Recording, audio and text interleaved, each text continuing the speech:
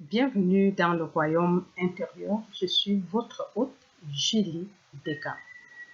Aujourd'hui, je suis très émerveillée de me retourner vers Herr Fichte pour vous présenter une série d'enseignements qu'il avait donnés en 1971 intitulée « Vivre dans la quatrième dimension ». Qui est Herr Fichte? Herr Fichte fut un étudiant de la voie infinie sous Joel S. Goldsmith et plus tard, jusqu'à ce qu'il fasse la transition, il était un enseignant dévoué de la voie infinie. En fait, quand je dis il n'était pas, il est un enseignant dévoué de la voie infinie. Parce que le fait qu'il soit invisible ne veut pas dire qu'il m'aide. Et il continue à nous enseigner aujourd'hui par ses écrits. Et voilà une série de près de 42 leçons que nous allons explorer. Ces enseignements sont beaucoup plus axés dans le mysticisme. Traduction et narration par Julie Descamps. Leçon 1. Il n'y a pas d'endroit où Dieu n'est pas. Eh bien, bonjour. Nous allons ralentir un peu aujourd'hui, mais seulement pour un moment, afin que nous puissions tous nous rattraper et repartir de l'avant. Nous sommes allés dans un endroit où beaucoup de choses auxquelles nous avons dû faire face dépassent notre routine habituelle. Nous avons entendu parler d'un univers non matériel et nous l'avons accepté dans une certaine mesure. Je dis dans une certaine mesure parce que je suis tout à fait consciente que toute acceptation intellectuelle n'est pas vraiment une acceptation et je suis également consciente que même parmi nous, il y a ceux qui n'ont pas accepté un univers non matériel, même intellectuellement. Cependant, chacun d'entre nous passe toujours par des étapes que d'autres ont traversées auparavant et d'autres qui arrivent passent par des étapes que nous avons traversées, de sorte qu'aucun d'entre nous ne peut vraiment dire qu'il est unique. Nous sommes tous cet unique esprit. Maintenant, il y a deux courants de vie en nous et c'est la fusion de ces deux courants qui crée l'apparence que l'on appelle homme, femme ou enfant. L'esprit que tu es et le concept de cet esprit formé par un mental universel fusionne ce concept avec l'actualité de ton être spirituel. Et la fusion des deux devient l'apparence extérieure que tu es aujourd'hui.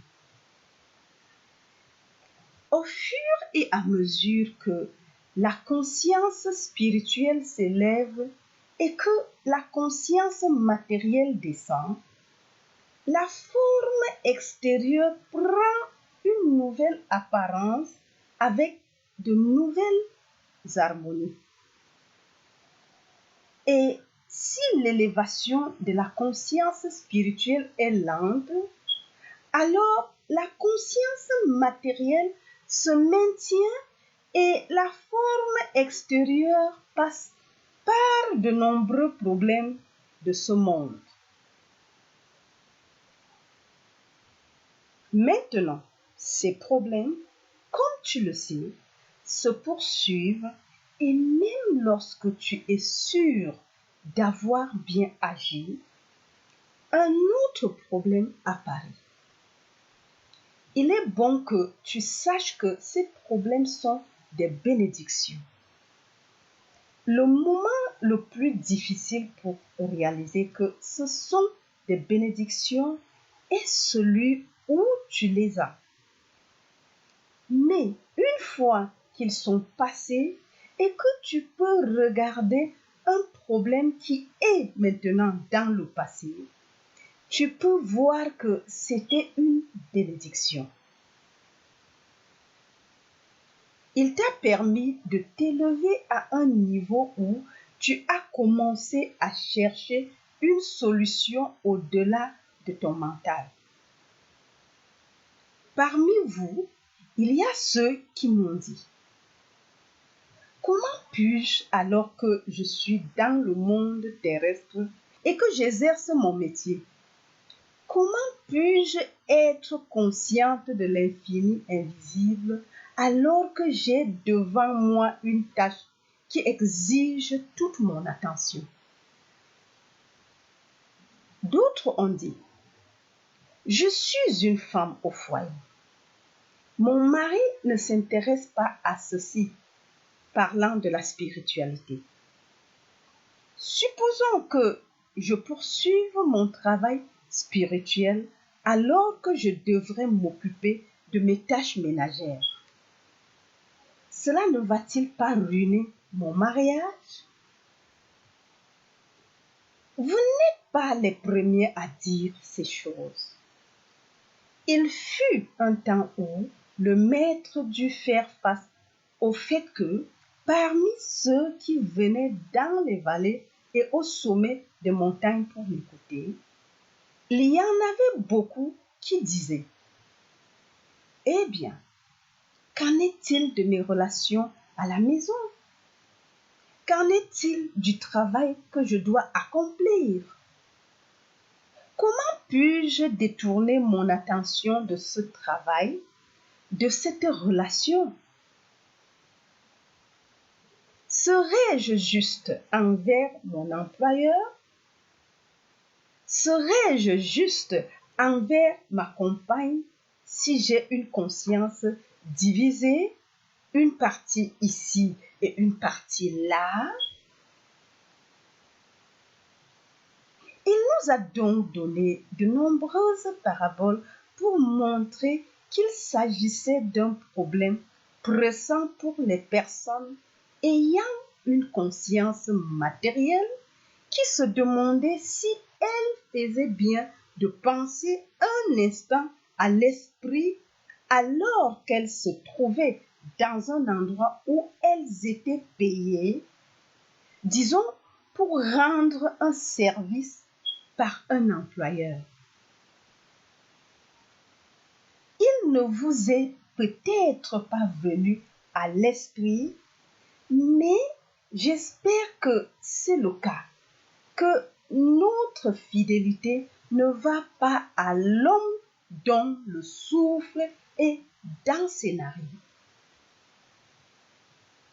Notre fidélité va à l'Esprit de Dieu, mais s'il y a une vérité à propos de l'Esprit de Dieu qui, lorsqu'elle est atteinte, te permet d'être un meilleur employé, une meilleure épouse, un meilleur mari, un meilleur parent, parce que l'esprit éveillé en toi libère en toi les qualités du divin qui, autrement, sont en sommeil. Ainsi, si tu atteins un certain degré de conscience de l'esprit invisible, tu constates que tes capacités en tant qu'employé ou employeur changent. Tu es plus sensible à la signification réelle de ton travail. Ton travail, par exemple, peut être un moyen de gagner ta vie. C'est ta conscience matérielle.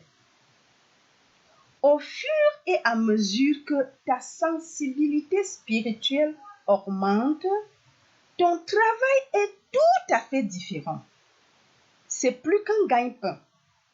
C'est une façon de répondre aux besoins de ceux qui viennent sur ton lieu de travail, parce que ton lieu de travail remplit un service public et tu apprends à remplir ce service public d'une manière plus noble et plus élevée.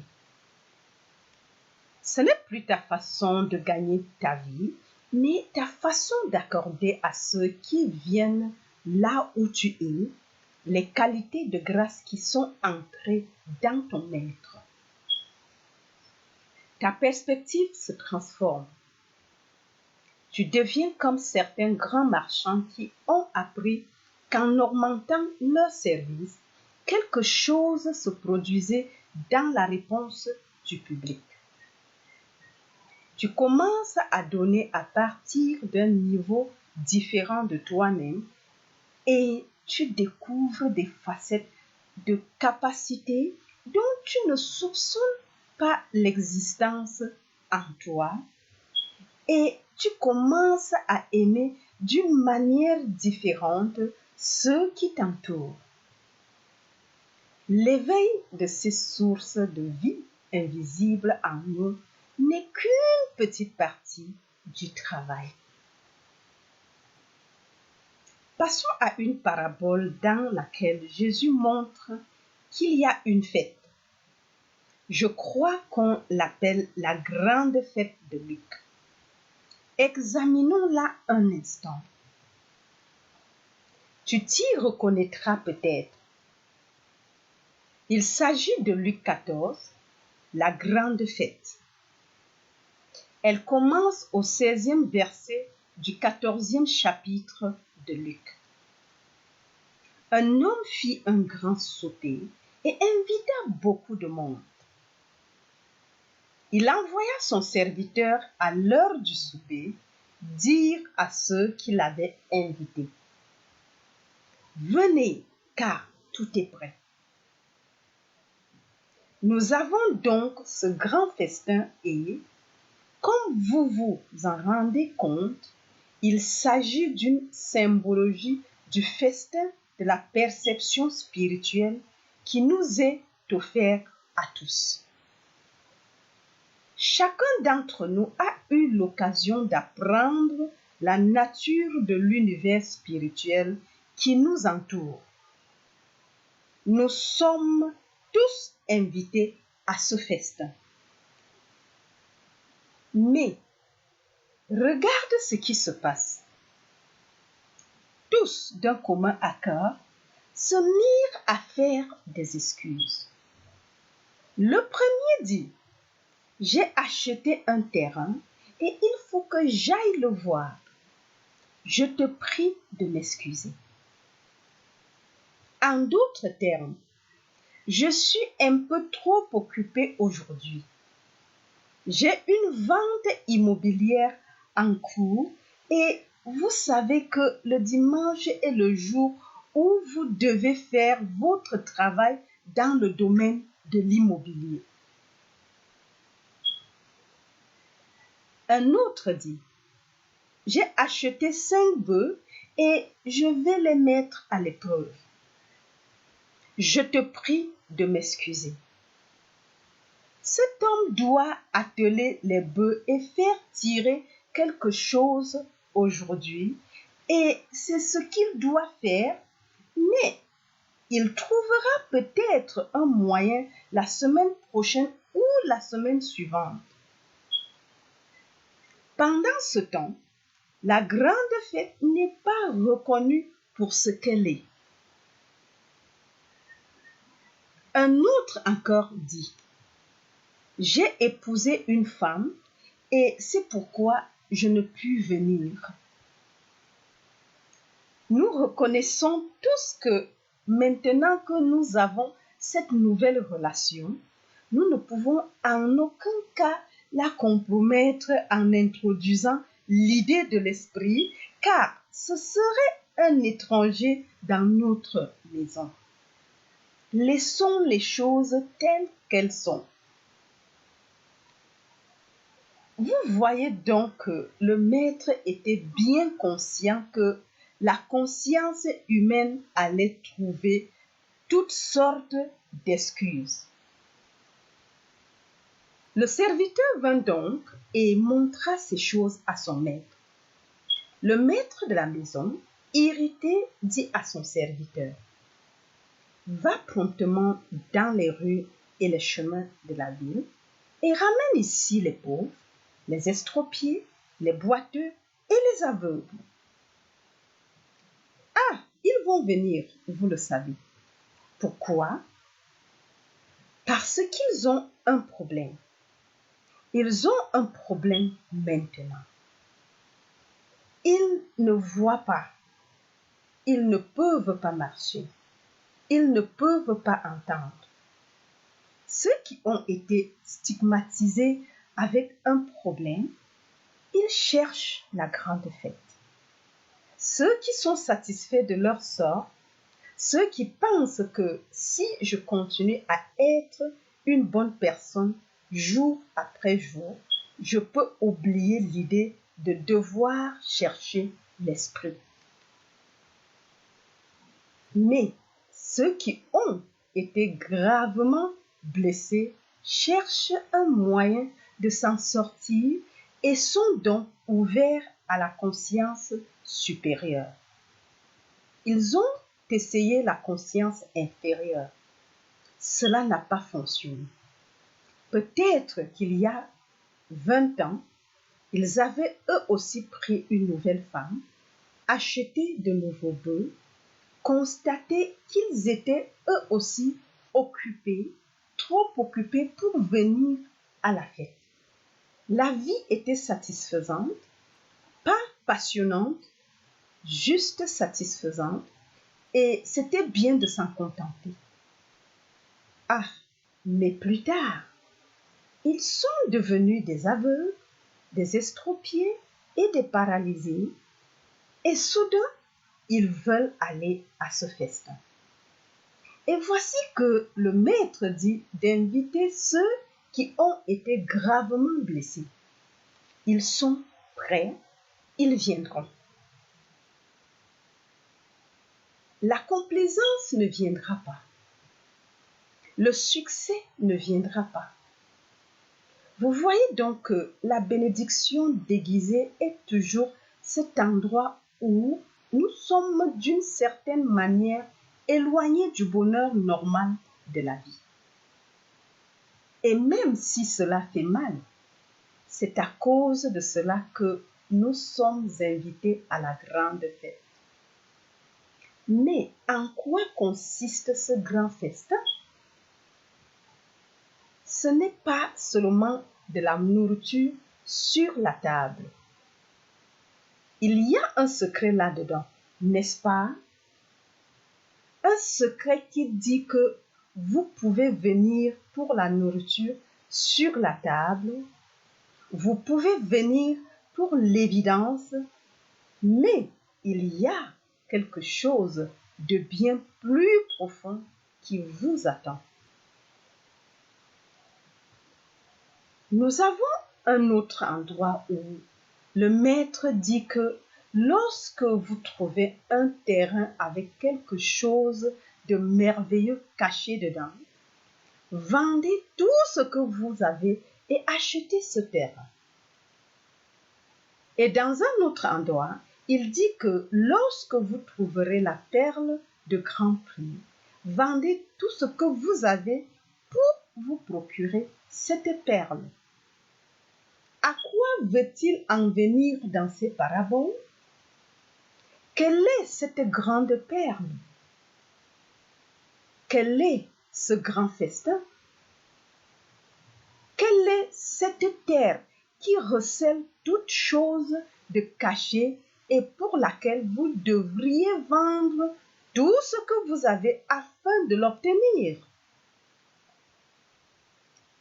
Et le manquerez-vous si vous placez votre mariage au-dessus de l'esprit et votre travail au-dessus de l'esprit.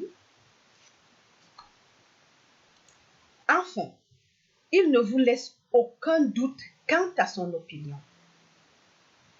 Si quelqu'un vient à moi et ne hait pas son père, sa mère, sa femme, ses enfants, ses frères et ses sœurs, et même sa propre vie, il ne peut pas être mon disciple. Il ne semble pas y avoir de place pour douter du fait que nous devons nous élever au-dessus de toute relation personnelle et mettre quelque chose d'autre en premier. Et vous savez, tant que nous ne savons pas cela, nous faisons passer tout le reste en premier au lieu de ce qui doit passer en premier. Or, ce qui doit passer en premier, au-delà de toute relation personnelle, au-delà du travail, du mariage, de la vie humaine elle-même, au-delà de tout ce que nous connaissons, c'est ce qui doit passer en premier si vous voulez vivre dans cet état de conscience qui dit que la volonté de l'esprit soit faite en moi. Et cette première chose est le but de toute notre vie. C'est la conscience du Christ. Et sans la conscience du Christ, nous commettons tous les mêmes erreurs.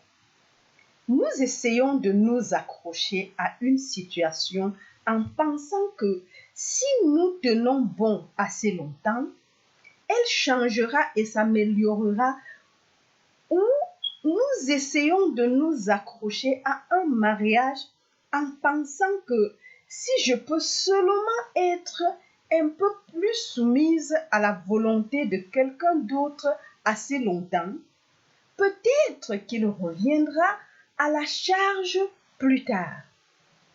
On ne peut pas vivre de cette façon et parler en même temps de la vie spirituelle.